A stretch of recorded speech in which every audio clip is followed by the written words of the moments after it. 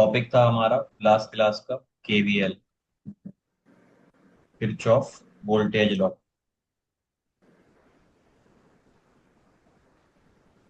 अच्छा, ये बताइए किस प्रिंसिपल पर बेस्ड है? Law of conservation of energy. देख के बता रहे हो? नहीं, बगैर देखे बता रहा हूँ। किरचॉफ। और वो किस पे था पहले वाला? Law of neutralization. किरचॉफ का वोल्टेज लॉ है हमारा। किस चीज के बारे में है? Law of conservation of energy के बारे में। तो हमारे पास एक लूप है। लूप कैसा था? लूप था हमारा एक बैटरी, फिर रेजिस्टेंस, फिर बैटरी, फिर रेजिस्टेंस। उसके बाद फिर एक और बैटरी, फिर एक और बैटरी, फिर एक रेजिस्टेंस। ठीक है ना? जी।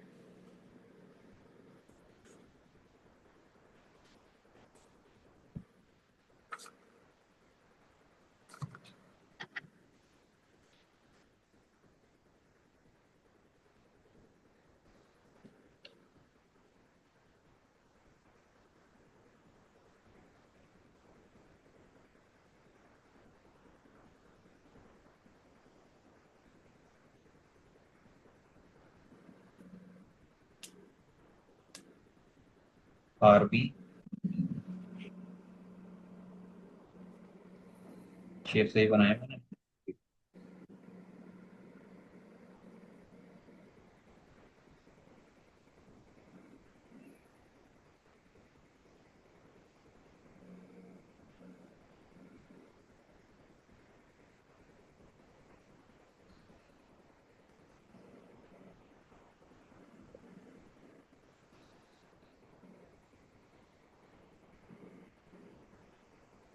देखिए, इस तरह का हमारा डायग्राम है। इस बैटरी का ईएमएफ है 1। इसका रेजिस्टेंस है R1। इसका ईएमएफ है E2। इसका रेजिस्टेंस है R2। इसका ईएमएफ है E3। इसका ईएमएफ है E4। इस रेजिस्टेंस की वैल्यू है RA। और इस रेजिस्टेंस की वैल्यू है RB। ठीक है। जी। अब आपने क्या करना है, इसमें वो पॉइंट देखने हैं। जो पहला स्टेप बताइए, पहला स्टेप क्या था? स्टेप वन है, name all the points having different potential. Name all the point having different potential. किन किन पॉइंट्स पर आपका पोटेंशियल डिफरेंट होगा? देखिए, जब भी पोटेंशियल आपका या करंट आपका पास करता है ना, किससे? जब आपका करंट पास करेगा किसी बैटरी से, तो पोटेंशियल चेंज होगा। रेजिस्टेंस से पास करेगा तब पोटेंशियल चेंज होगा। ये दो चीजें ध्यान रखिएगा, रेजिस्टेंस से पास करेगा तब भी, और बैटरी से पास करेगा तब भी। अब आप यहाँ करंट की डायरेक्शन बनाइए। करंट की जो डायरेक्शन है वो मैं रेड पेन से बना देता हूँ। करंट हमारा ऐसे ऐसे करके मूव कर रहा है। This is the direction of I. ठीक है। जी। ये आपकी करंट की डायरेक्शन है। सेकेंड पॉइंट है, assume the direction of current depend on observation. तो आपको क्या करना है, करंट की डायरेक्शन बनानी है अपनी ऑब्जर्वेशन के बेस पर। तो आपने ये करंट की डायरेक्शन बना ली। एक चीज इसमें गलत बन गई है। ये ये इस तरीके से बनेगा।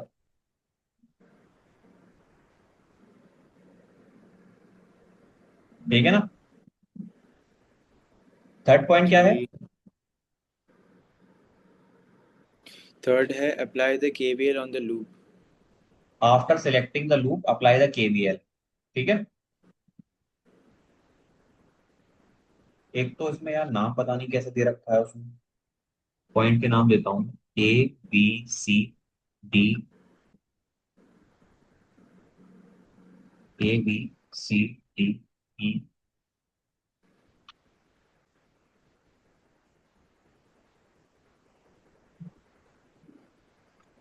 ऐसे तो नहीं होगा ये, जैसे इसमें बना हुआ है।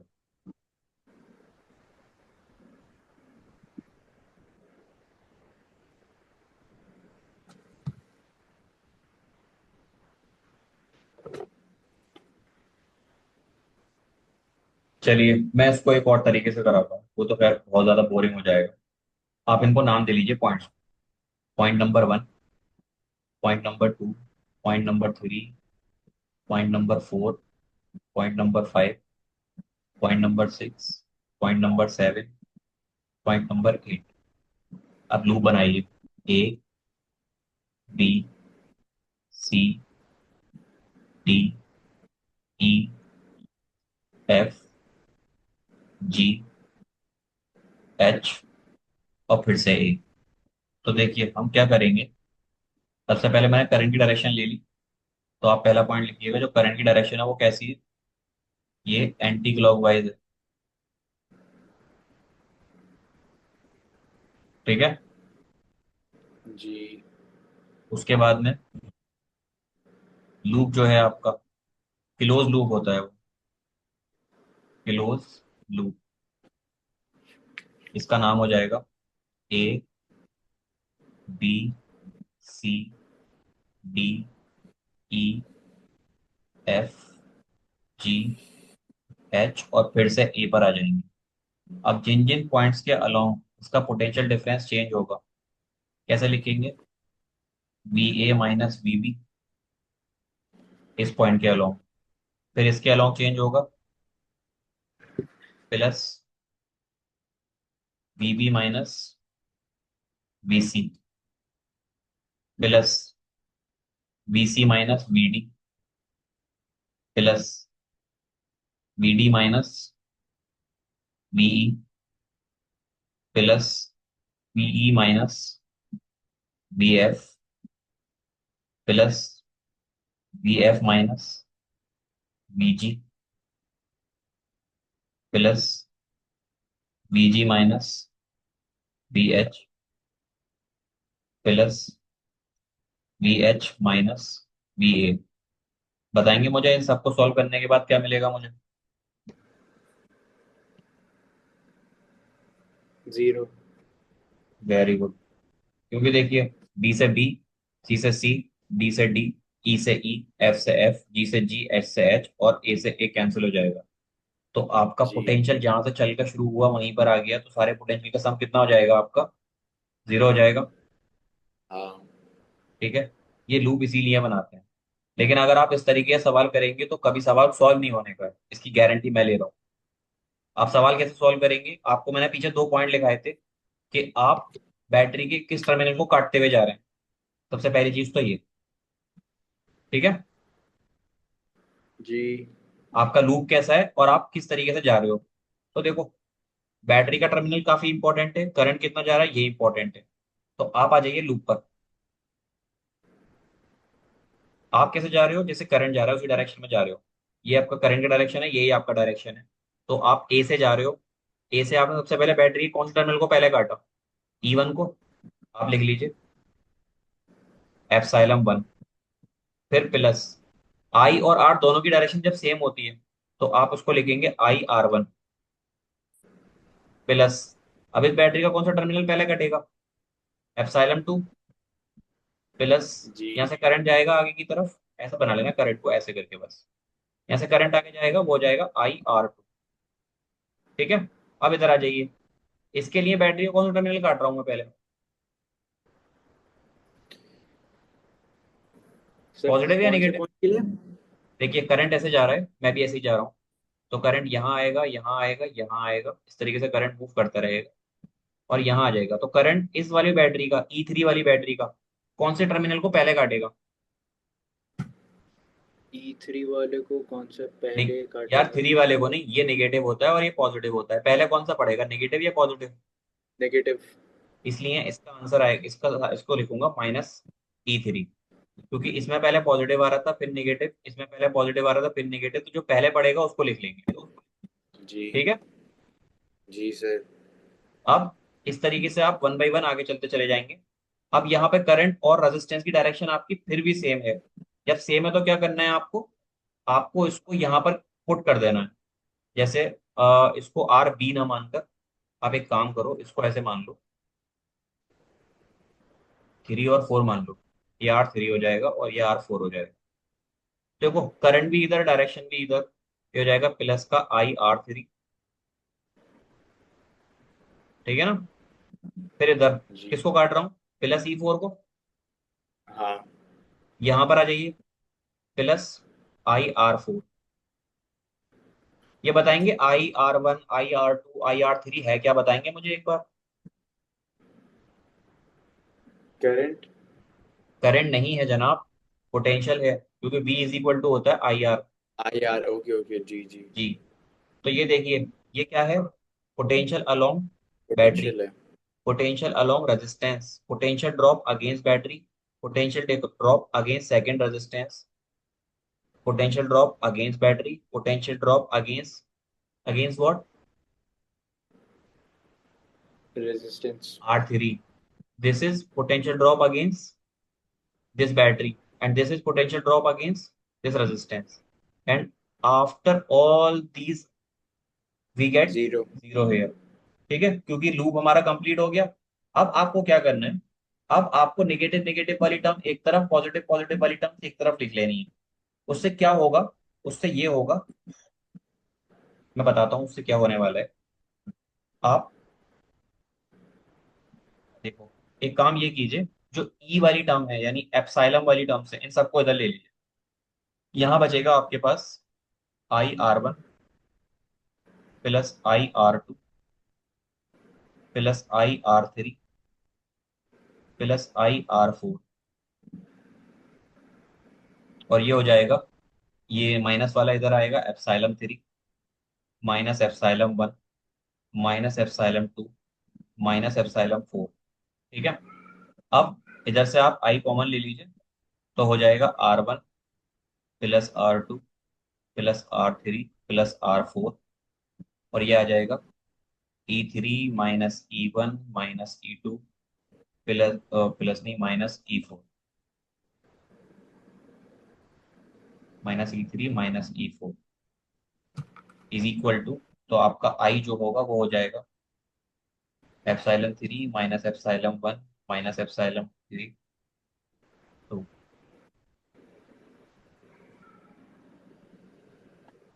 Minus epsilon 4 upon R1 plus R2 plus R3 plus R4। ठीक है, तो ये बताइए ऊपर क्या रखा हुआ है, कुछ याद आ रहा है आपको, सीरीज बैटरी या सेल इन सीरीज ऐसा कुछ करके टॉपिक पढ़ा था, जी। तो उसमें ई नेट आता है। हाँ, तो ई नेट बाहर हो जाता है, ई तो बाहर हो जाता आपका है। जो आई होगा वो होगा ई नेट के बराबर, डिवाइडेड बाय आर नेट। और अगर इस आर नेट को इधर ले जाऊंगा तो ओम्स लॉ ही तो बन जाएगा ये। हाँ, वी इक्वल्स आई आर हो जाएगा। देखिए इंपॉर्टेंट क्या है, इंपॉर्टेंट यहाँ पर ये नहीं है सॉल्व करना, इंपॉर्टेंट है आपका लूप पकड़ना। दूसरी चीज, अगर आपकी बैटरी टर्मिनल ये है और आपका रेजिस्टेंस है ये, ठीक है, आप दो तरीके अलग अलग अप्लाई कर सकते हैं, मैं आपको एक ही सजेस्ट करूंगा। देखो, अगर आप ये वाला तरीका पकड़ रहे हो कि आपका करंट ऐसे जा रहा है और आप भी ऐसे ही जा रहे हो, तो आपको ये पॉजिटिव लेना है, और आप बैटरी के पॉजिटिव टर्मिनल को काट रहे हो तो पॉजिटिव ले लेना। ठीक है, जी। ठीक है। दूसरी चीज, अगर आप उल्टा कर रहे हो, उल्टा इन दी सेंस, आप जा रहे हो ऐसे और आप ले रहे हो निगेटिव टर्मिनल को, उसको छोड़ ही दो। दो पढ़ोगे तो कंफ्यूजन होगी, पढ़ो एक ही, कि हम लूप ऐसा बनाएंगे, कोई भी लूप बना लो, लूप बनाने के बाद करंट दे दो। ठीक है, कोशिश ये करना जैसा करंट दिया है वैसे लूप बना लो, जैसे जैसे करंट जा रहा है आपका वैसे वैसे लूप बना लो। तो करंट जी और रेजिस्टेंस को पॉजिटिव लेना, और बैटरी की जिस टर्मिनल को काटता रहे पहले उसको लिखते चले जाना, पॉजिटिव को काट रहा है पॉजिटिव, नेगेटिव को काट रहा है तो नेगेटिव लिख लेना। Okay sir. ठीक है, इस पर एक दो सवाल करते हैं, अगर इसमें सवाल हैं तो सवाल करेंगे, फिर उसके बाद आगे बढ़ेंगे। ठीक है, 1 मिनट रुक जाइए बस, एक सवाल लिखिएगा।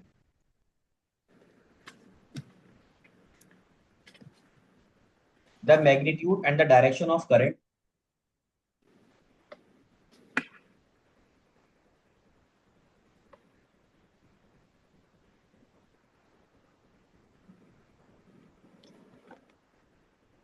The magnitude and the direction of current in the following circuit is.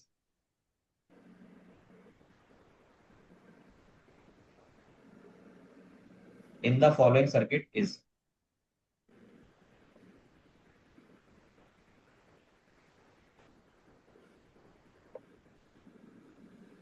लिख लिया? जी। ठीक है, और सर्किट डायग्राम बना लीजिए आप।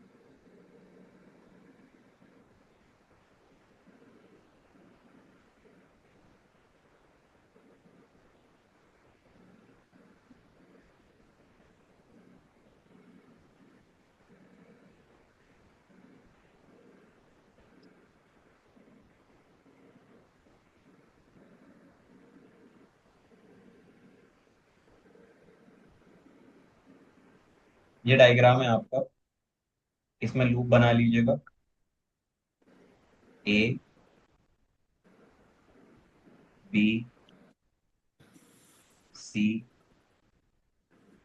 डी, ई और ई। लूप हम से बनाते हैं, लेकिन आपको पता है कि आपको एक सर्किल कंप्लीट करना है, वो आपकी चॉइस के ऊपर है।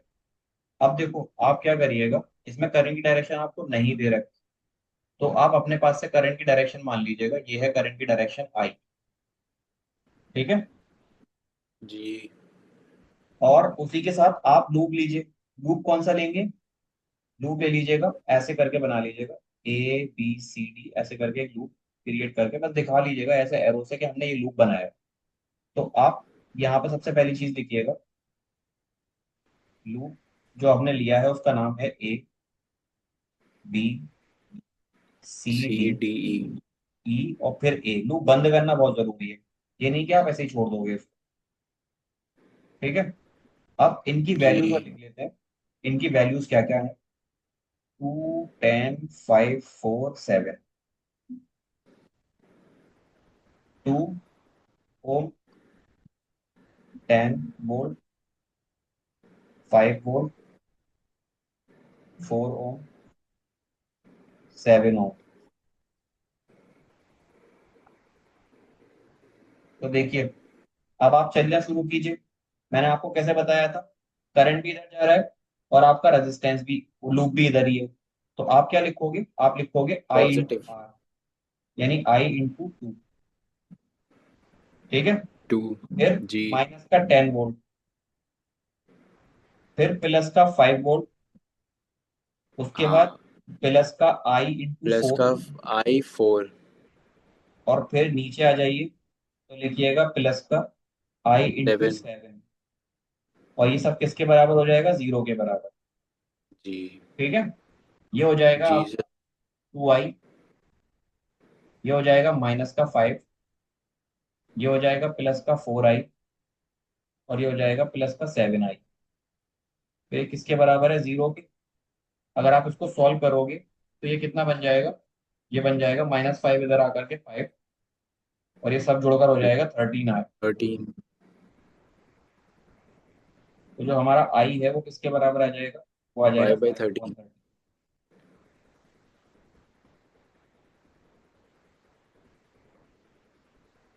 अब देखो, 5/13 आपका एम्पियर में अगर पॉजिटिव आया है, तो आपने जो डायरेक्शन ली थी वो राइट है। इफ आई जो आपने लिया है वो पॉजिटिव आ गया, इसका मतलब ये है कि आपकी जो डायरेक्शन आपने मानी है वो सही है। और अगर ये नेगेटिव आ रहा है तो डायरेक्शन उल्टी हो जाती है, बस इतना ध्यान रखिएगा।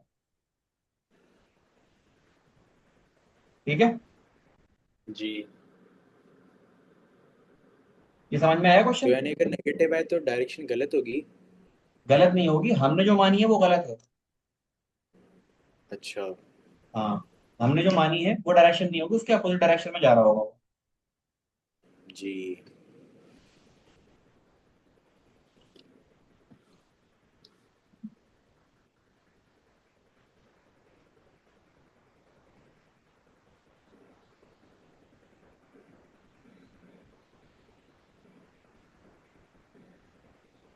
अब देखिए, और सवाल करें एक तो। जी। मैं आपको इसके सवाल करने को दूंगा आज। ठीक है। ओके। और वो सवाल जरूर से कीजिएगा, विद सॉल्यूशन दूंगा।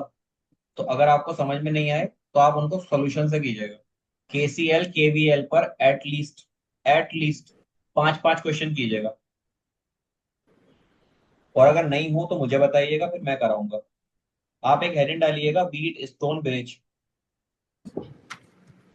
Wheat stone bridge. जी।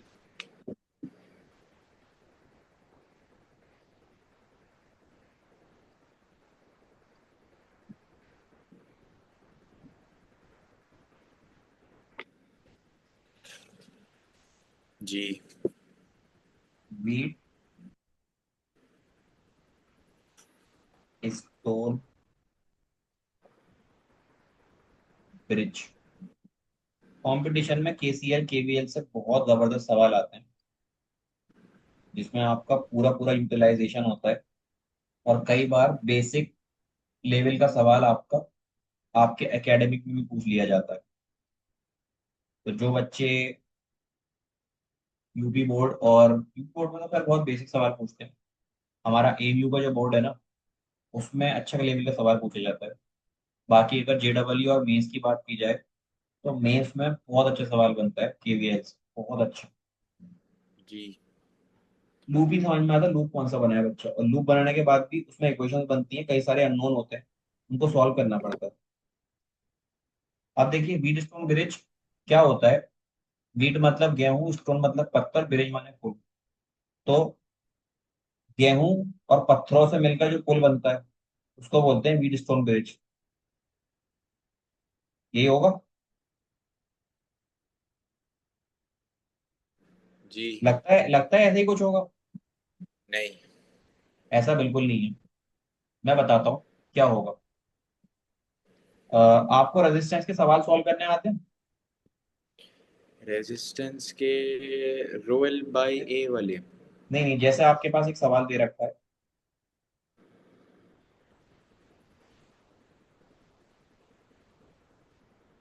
ये क्वेश्चन है,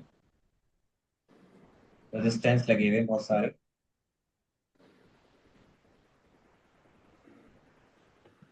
ये आपका 5 ओम का रेजिस्टेंस है, ये भी 5 ओम का है, ये भी 5 ओम का है, ये भी 5 ओम का है, और ये भी 5 ओम का है।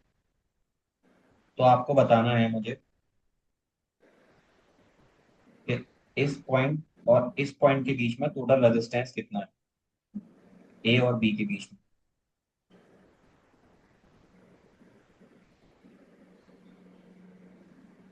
बता देंगे?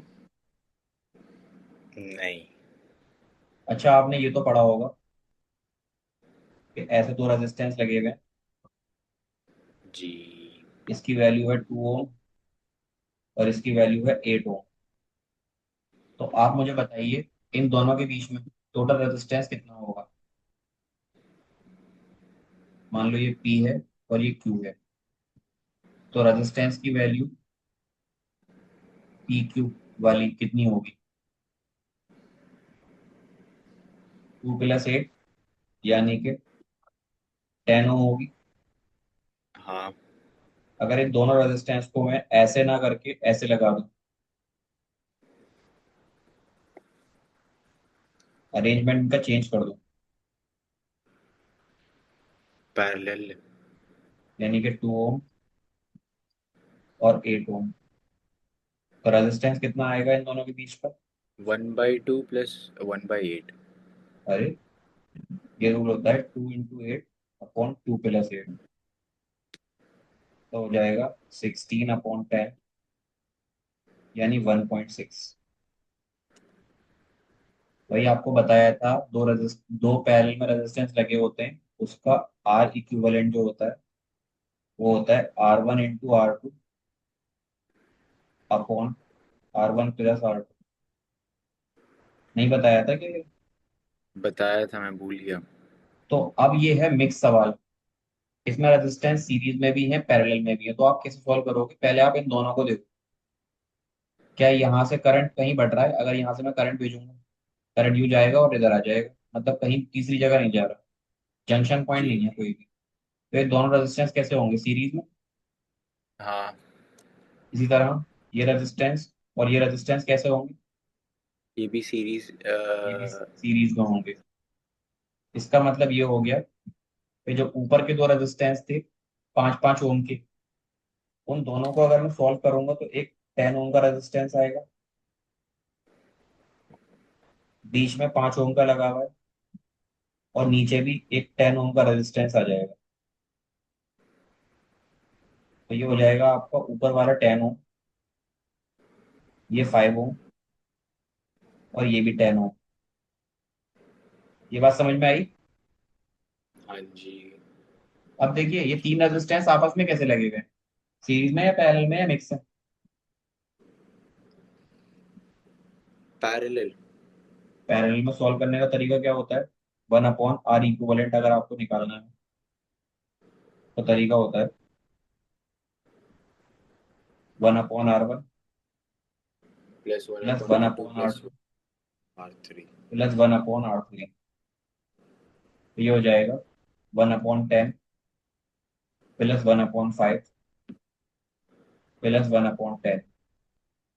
एलसीएम 10, 1 + 2 + 1, 4/10। ये 1/R इक्विवेलेंट की वैल्यू है। तो आपका जो आर इक्विवेलेंट आएगा वो आएगा 10/4, यानी कि 5/2, यानी कि 2.5 आएगा। जी आएगा। अगर ये आएगा तो आपने एक सवाल सीरीज पे कर लिया, एक पैरेलल पे कर लिया, मिक्स पे भी कर लिया। अब देखो, सवाल अगर इस तरीके का बनता है आपके सामने, मान लो ये कंडीशन है,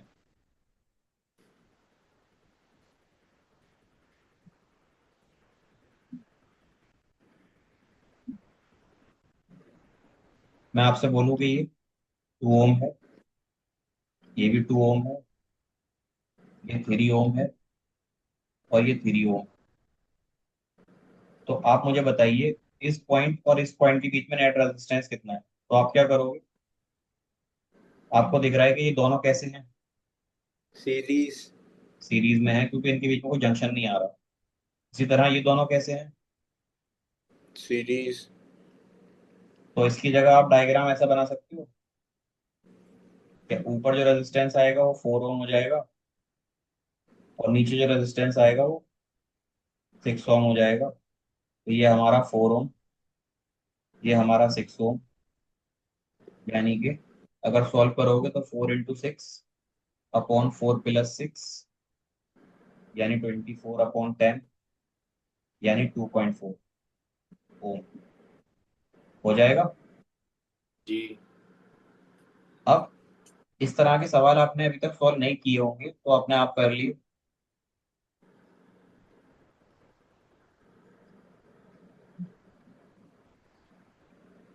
इसी की जगह सवाल ऐसे बन जाए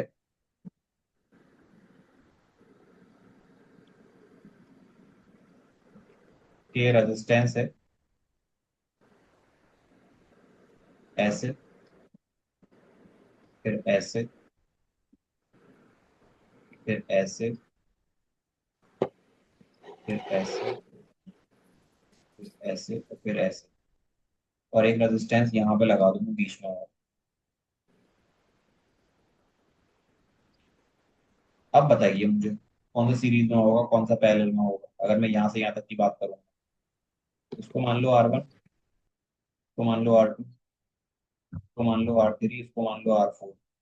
या अभी के लिए ना एक काम करो, इसको हटा दो, ये डायग्राम रहने दो, और अंदर वाले को मान लो R5। तो मुझे बताइए किस तरीके से सॉल्व होगा ये, या सॉल्व हो भी पाएगा या नहीं? अगर मैं इनकी वैल्यू दे दूं आपको, सबकी वैल्यू दे दूं 2 2 ओम, 2 ओम, 2 ओम, 2 ओम, 2 ओम। अब ये सारे रेजिस्टेंस जो है और ये भी जो है ये भी 2 ओम है। तो आप देखिए यहां से करंट आएगा, यहां से करंट यहां भी जाएगा और इधर भी जाएगा, दो जगह जाएगा। तो ये पॉइंट आपका सीरीज तो नहीं बना सकता यहाँ पर। सुन रहे हैं मेरी बात? जी जी, सुन रहा हूँ मैं। ऐसे ही यहां से जो करंट आएगा वो करंट यहाँ भी जाएगा और यहाँ भी जाएगा। तो ये करंट सीरीज नहीं बना सकता। तो इस तरह के सवाल जो आते हैं जहां पर अगर आप फंस जाएं कि अब ये सीरीज में है या पैरेलल में है, उसी कंडीशन को बोलते हैं हम व्हीट स्टोन ब्रिज। ब्रिज की तरह फॉर्मेशन है? जी का ब्रिज की तरह फॉर्मेशन है? बिल्कुल नहीं। व्हीट स्टोन जैसा कोई पुल होता है? नहीं। व्हीट स्टोन शायद साइंटिस्ट का नाम है, दो लोगों का मिलाकर के, मुझे इसका आइडिया नहीं है प्रॉपर तरीके से। लेकिन ये यहाँ पर क्या होगा, यहाँ एक ब्रिज है इसको हम ब्रेक करते हैं। और ब्रेक करने का तरीका मैं आपको कल सिखाऊंगा पूरा प्रॉपर डिटेल में। लेकिन वो तभी सिखा पाऊंगा जब आप मिनिमम, देखो मैं एक काम दे रहा हूँ आपको, 5 क्वेश्चन भेजूंगा आपको केवीएल के, ओके। और तकरीबन 3-4 क्वेश्चन भेजूंगा मैं आपको रेजिस्टेंस के सॉल्व करने को। अच्छा। ठीक है? तो आपको ये अलग करने हैं और ये अलग करने हैं, ये आपका काम आपका है आज का। Okay sir. ठीक है? अब मैथमेटिक्स में कुछ दिया था काम करने को? कुछ नहीं दिया मैथमेटिक्स में, जो करा है वही इनफ है। ठीक है? जी।